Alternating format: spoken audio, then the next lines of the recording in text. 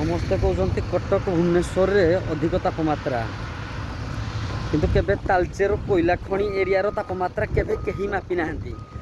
ଅନୁରୋଧ, ପ୍ରଶାସନକୁ ଅନୁରୋଧ, ଏ ତାଳଚେର କୋଇଲା ଖଣି ଏରିଆର ତାପମାତ୍ରା ଆସି ଥରେ ମାପନ୍ତୁ, ଜାଣିପାରିବେ କି କୋଇଲା ଖଣି ଆଖପାଖରେ ଥିବା ଗାଁ ଗଣ୍ଡା ଗୁଡ଼ାକ କେତେ ତାପମାତ୍ରାରେ ଜର୍ଜରିତ ହେଉଛନ୍ତି। ଦେଖନ୍ତୁ ଏଇ ନିଆଁ ବର୍ଷୁଛି ଏଠି, ସେ ନିଆଁରେ ମଧ୍ୟ ଆମର ଡ୍ୟୁଟି ଚାଲିଛି ଏଠି କୋଇଲା ଖଣିରେ ଗାଡ଼ି ଚାଲିଛି।